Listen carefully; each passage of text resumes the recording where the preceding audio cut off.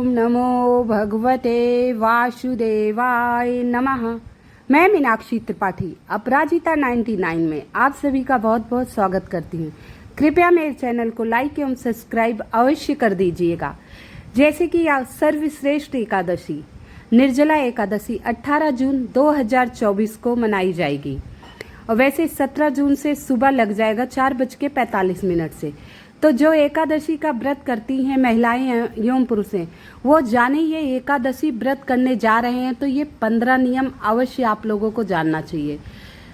एकादशी व्रत कैसे प्रारंभ हुआ, भगवती एकादशी कौन है, इस संबंध में पद्म पुराण में कथा है पुण्य श्लोक धर्मराज युधिष्ठिर को नीला पुरुषोत्तम भगवान श्री कृष्ण केशव जी ने समस्त दुखों तापों से मुक्ति दिलाने के लिए हजारों यज्ञों का अनुष्ठान की तुलना करने वाले, चारों पुरुषार्थ को सहज देने वाले एकादशी व्रत का निर्देश दिया। धर्मराज युधिष्ठिर ने भगवान केशव जनार्दन से पूछा, हे केशव, मैं ऐसा कौन सा व्रत करूं जिससे सब पापों से मुक्ति मिल जाए और चारों धाम का पुण्य प्राप्त हो। तो भगवान केशव ने ये एकादशी व्रत का निर्देश दिया कि हे धर्मराज, हे युधिष्ठिर, हे कुंती पुत्र, आप एकादशी का व्रत सर्वोत्तम माना गया है। एकादशी व्रत उपवास करने में बहुत ही महत्व होता है। साथ ही सभी धर्मों के नियम का अलग अलग होते हैं। सभी व्रत के धर्म के नियम अलग अलग होते हैं। हम व्रत करते हैं एकादशी, वैभव लक्ष्मी, कई प्रकार के व्रत करते हैं। सबके नियम पूजा विधान अलग होते हैं। वैसे एकादशी का भी नियम अलग है। एकादशी व्रत करने की इच्छा रखने वाले मनुष्य को दशमी के दिन से ही कुछ अनिवार्य नियमों का पालन करना चाहिए। आइए उन नियमों के बारे में हम जानते हैं। पहला नियम है, दशमी के दिन मांस, लहसुन, प्याज, मसूर की दाल आदि वस्तुएं नहीं खाना चाहिए। अंडा, ये सब चीज़ों का त्याग करना चाहिए। और दूसरा नियम है, रात्रि के समय यानी रात में ब्रह्मचर्य का पालन करना चाहिए तथा भोग विलास से दूर रहना चाहिए। ध्यान करना चाहिए, भगवान विष्णु का ध्यान करना चाहिए। ओम विष्णुआय नमः अधिक से अधिक दशमी तिथि से ही इस मंत्र का जाप शुरू कर देना चाहिए। या राधे राधे राधे नाम से प्रभु अत्यंत प्रसन्न होते हैं। राधा सदा इनके हृदय में वास करती हैं। तीसरा नियम है, एकादशी के दिन प्रातः लकड़ी की दातून न करें। नींबू, जामुन या आम के पत्ते लेकर चबा लें। दशमी तिथि से ही नियम आरंभ हो जाता है। उंगली से कंठ को साफ करें। बीच वाली उंगली, मध्यिका उंगली जो होती है, उससे कंठ को साफ करें। वृक्ष से, पेड़ से पत्ता तोड़ना भी वर्जित होता है। इस दिन पेड़ पौधों को हानि नहीं पहुंचानी चाहिए। अतः गिरा हुआ ही पत्ता जो स्वयं गिर जाता है आंधी तूफान में, वही लेकर आपको सेवन करना है। आइए चौथे नियम के बारे में जानने से पहले आप सभी से निवेदन है, कृपया मेरी वीडियो को लाइक एवं सब्सक्राइब अवश्य करना। यदि संभव हो, आप कर सके तो पानी से 12 बार कुल्ला करना चाहिए। इसके बाद स्नान करें। सुबह स्नान ध्यान करते हैं तो मंदिर में जाकर गीता का पाठ करें या पुरोहित से गीता का पाठ सुने।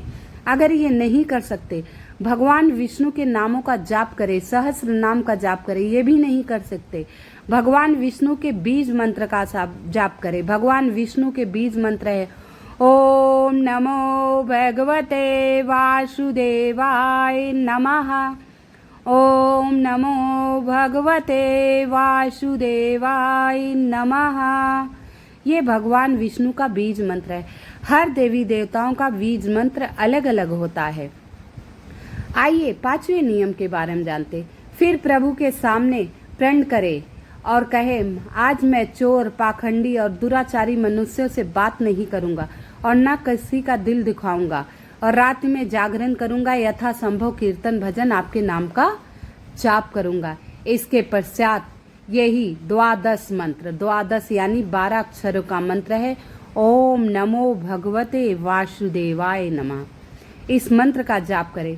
राम, कृष्ण, नारायण आदि विष्णु के सहस्र नाम को कंठ में भूषण बनाए, मतलब गहनों की तरह इस सहस्त्र नाम को आप माला पहन ले और मनवा जाप करते रहे।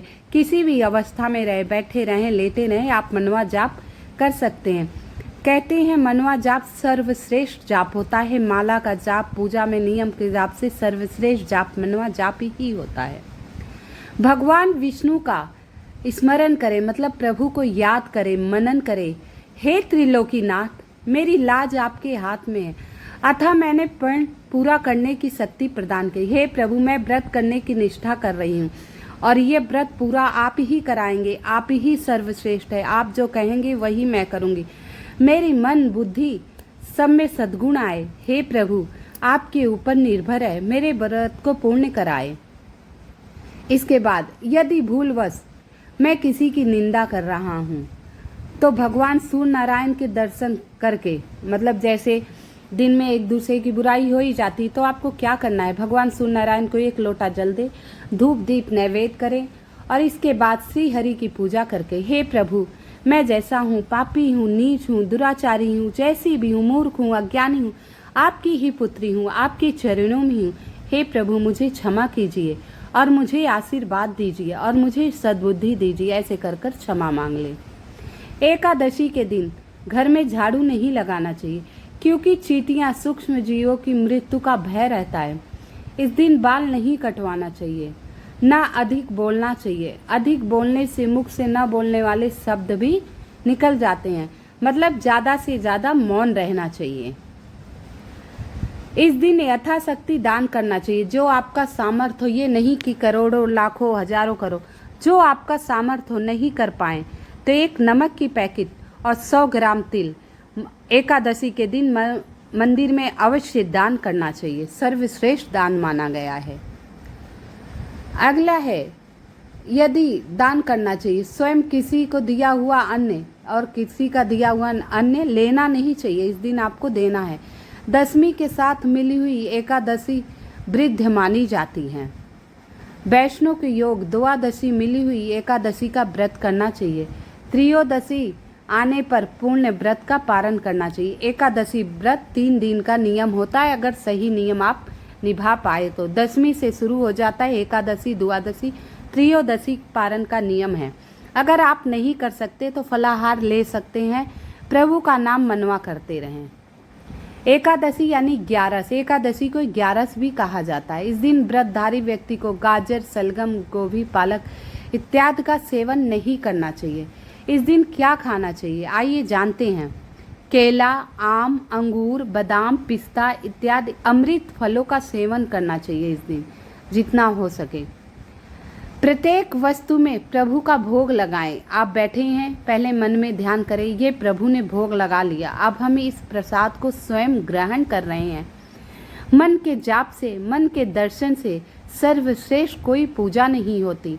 आपके पास सामग्री नहीं है तो पूजा हो सकती है, लेकिन आपके मन में प्रभु ही विराजमान नहीं है तो पूजा आप नहीं कर सकते हैं। प्रत्येक वस्तु प्रभु का भोग लगाए और तुलसी दल छोड़कर ग्रहण करना चाहिए। सब में तुलसी दल डाल दीजिए, इससे प्रभु अत्यंत प्रसन्न हो जाते हैं। माता तुलसी को हरि बल्लभा, विष्णु प्रिया कहा गया है, तो तुलसी दल अवश्य डालना चाहिए। जो चीज़ आप एकादशी के व्रत वाले जो चीज़ ग्रहण करें उसमें एकादशी के तुलसी के पत्ते डालकर। द्वादशी के दिन ब्राह्मणों को, अगर आप ब्राह्मणों को भोजन नहीं करा पा रहे हैं तो थोड़ा सा मिठाई नहीं है तो गुड़ और थोड़ा सा सीधा निकाल कर दक्षिणा देकर अवश्य आना चाहिए। इसके बाद ही पारण करना चाहिए। क्रोध नहीं करना चाहिए, मधुर वचन बोलना चाहिए। इस व्रत को करने वाले को दिव्य फल प्राप्त होता है और जीवन में सारे कष्ट समाप्त हो जाते हैं। कई बार क्या होता है, उसमें मैं भी आ गई कि हम पूजा पाठ करते हैं, हमें कष्ट मिलता है, फिर हम सोचते हैं हम इतना पूजा पाठ कर रहे हैं तो हमें कष्ट क्यों मिल रहा है। तो मैंने पिछली वीडियो में 2 बहनों की कहानी डाली थी। ये हमारे पिछले जन्म के कर्म होते हैं। संकट आके टल जाता है, प्रभु धीरे धीरे उस संकट को काट देते हैं। और जो पूजा पाठ नहीं करता उसे पहले पुण्य फलों की प्राप्ति होती है, वो बहुत सुखी रहते हैं, लेकिन बाद में उन्हें कष्टदायी फल मिलता है। और जो इसे कष्टदायी फल मिलकर कष्ट कट जाता है पूजा पाठ से, वो अंत समय में बहुत सुखी जीवन व्यतीत करता है। तो ये एकादशी के 15 नियम थे।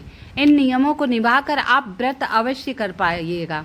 और जो व्रत नहीं कर पाते हैं, बिना व्रत किए भी स्नान ध्यान, एक चुटकी हल्दी डालकर और थोड़ा सा गंगा जल डालकर प्रातः ब्रह्म मुहूर्त में स्नान कर राधा कृष्ण मंदिर, राम मंदिर, भगवान विष्णु के मंदिर आसपास कहीं हो, वहाँ चले जाइए। पीले वस्त्र अवश्य धारण कीजिए और पीले पुष्प, पीली मिठाई ले जाइए। भगवान विष्णु को भोग लगाइए। ओम विष्णुआय नमः, ओम केशवाय नमः, ओम जनार्दनाय नमः, ओम यशोदाय नमः। जितने भी इनके नाम आपको याद हो, सारे नामों का जप कीजिए। वहाँ 5 मिनट बैठे रहिए। इसके बाद कहिए, हे प्रभु, हे जनार्दन, हे जगत के पालनहार, हे केशव, मैं अज्ञानी हूँ, मूर्ख हूँ, बेवकूफ़ हूँ, मुझे कोई ज्ञान नहीं इस पूजा पाठ का। मैं जो नाम जप रही हूँ, इस नाम को आप स्वीकार कीजिए। मेरे ऊपर दया कीजिए। जो मैं अपशब्द बोलती हूँ, ये आपकी कृपा से आप ही अच्छा बुरा करवाते हैं। तो आप मेरे बुरे कर्मों को क्षमा करके, मेरे पापों को क्षमा करके मुझ पे कृपा बनाए रखिए, मुझ पर दया कीजिए। ऐसे विनती कीजिए और प्रभु का नाम जाप कीजिए। ओम केशवाय नमः, ओम लक्ष्मी नारायणाय नमः, ओम लक्ष्मी नारायणाय नमः, ओम लक्ष्मी नारायणाय नमः। ऐसे जाप करते हुए अपने अपराधों की क्षमा मांगते हुए प्रभु को बारंबार नमस्कार कीजिए, उनके चरण स्पर्श कीजिए। इसके बाद आप अपने घर आ जाइए प्रसाद लेकर। अपने परिवारजनों में उन प्रसाद का वितरण कर दीजिए और सारा दिन जो नाम आपको आता हो, ओम कृष्णाय नमः, ओम रामाय नमः, जो भी मंत्र आप जप पाए उस मंत्र का जाप कीजिए। अगर ये सब मंत्र ना जप पाए तो आप सिर्फ राम नाम, राम में 52 शब्दों का उच्चारण है, राम कहते हैं। कबीर दास कोढ़ी को ठीक कर दिए थे सिर्फ रा बोल के। तो राम राम का जप कीजिएगा, इससे ही आपको पूर्णतः फल प्राप्त होगा। सर्वश्रेष्ठ व्रत है निर्जला एकादशी। आप सभी को निर्जला एकादशी की पुनः हार्दिक शुभकामनाएं। हरि ओम। श्रीमन नारायण नारायण भजमन नारायण नारायण, मैं भी नारायण नारायण, तू भी नारायण नारायण, कण कण नारायण नारायण, जन जन नारायण नारायण, मन तन नारायण नारायण, हसमुख नारायण नारायण, श्रीमन नारायण नारायण।